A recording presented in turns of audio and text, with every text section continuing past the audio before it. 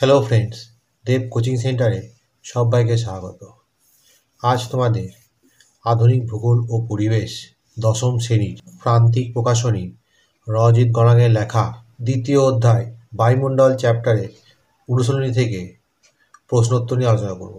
আজকে দেখো, প্রথম প্রশ্ন আছে, সঠিক উত্তরটি নির্বাচন করো, যার মান 1। এই প্রশ্নের উত্তরগুলি তোমরা পরপর দেখে নাও।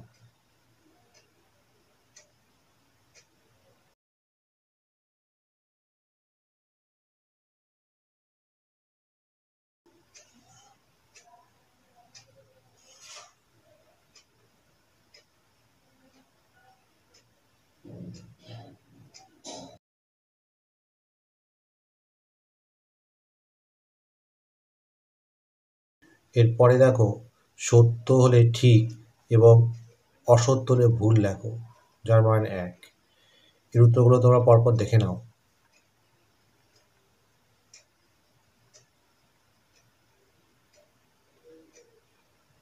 14 নম্বর প্রশ্ন দেখো, কোন জলবায়ুতে লেখচিত্রে উষ্ণতা রেখাটি ভিত্তিরেখার প্রায় সমান্তরাল থাকে?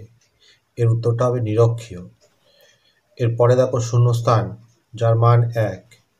এই শূন্যস্থানের উত্তরগুলি এর পরে আছে, তোমরা করে নেবে।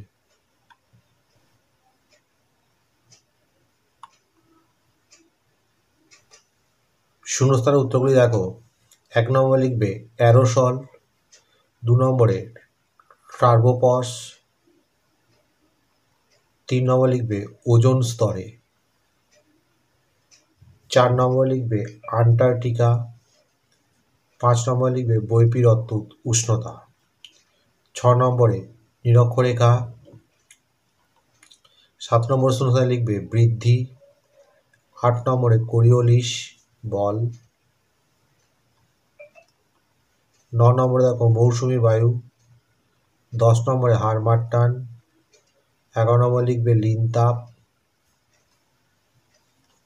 12 নম্বরে লিখবে অ্যানিমোমিটার, 13 নম্বরে লিখবে ধোঁয়াশা, 14 নম্বরে লিখবে দক্ষিণ, আর 15 নম্বর শূন্যস্থানে লিখবে ভূমধ্যসাগর। এরপরে দেখো, বাম দিকের সাথে ডান দিকের অংশ মিলিয়ে স্তম্ভ মেলাও, যার মান 1।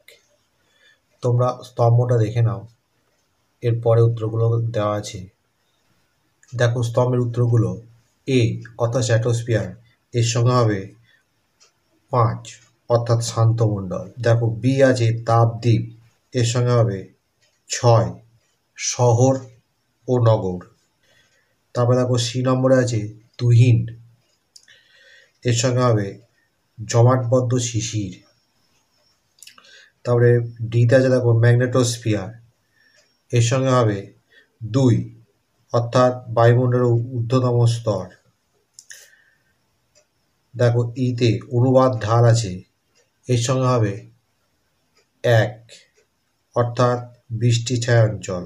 এরপর দেখো আছে এফ শিরোক্ষ, এর সঙ্গে হবে 3 অর্থাৎ রক্তিম বৃষ্টি। দেখো এরপরে একটি বা দুটি শব্দে উত্তর দাও। এই প্রশ্নগুলো পরপর করা আছে, তোমরা দেখে নাও। দেখো 1 নম্বরে আছে ক্ষুব্ধমণ্ডল কোন স্তরের অপর নাম? লিখবে ট্রপোস্ফিয়ার।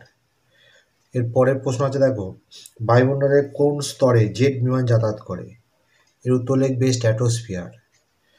পরে দেখো, বায়ুমণ্ডলের কোন স্তরে আরোরা সৃষ্টি হয়? উত্তর হবে আয়নোস্ফিয়ার। এরপরে 4 নম্বরের প্রশ্ন আছে দেখো, বায়ুচাপ মাপার একক কি? উত্তর হবে মিলিবার। পরের প্রশ্ন আছে দেখো, সম্পৃক্ত বায়ুর আপেক্ষিক আর্দ্রতা কত হয়? এর উত্তর লাগবে 100%।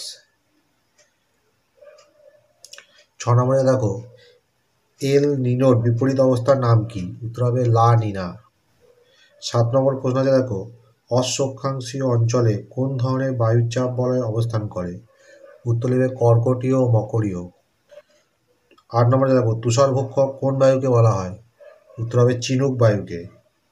9 নম্বর প্রশ্ন আছে দেখো, পর্বতের ঢাল বরাবর নেমে আসা শীতল বায়ুকে কী নামে ডাকা হয়? উত্তর হবে ক্যাটাবেটিক বায়ু। পরে 10 নম্বর প্রশ্ন দেখো, কোন ধরনের ঘূর্ণবাতে চক্ষু সৃষ্টি হয়? উত্তর হবে ক্রান্তীয় ঘূর্ণবাত। পরে 11 নম্বর প্রশ্নে দেখো একটি জিওট্রপিক বায়ুর উদাহরণ দাও। এর উত্তর লিখবে জেট বায়ু।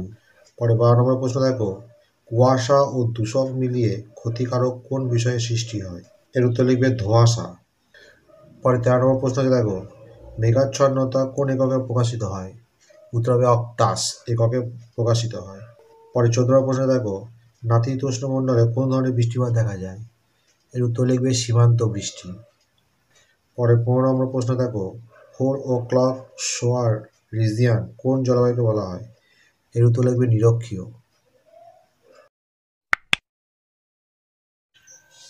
বন্ধুরা এখানেই শেষ করছি, পরবর্তী ভিডিওতে আবার দেখা হবে। ভিডিওটি ভালো লাগলে অবশ্যই লাইক কমেন্ট শেয়ার করবে।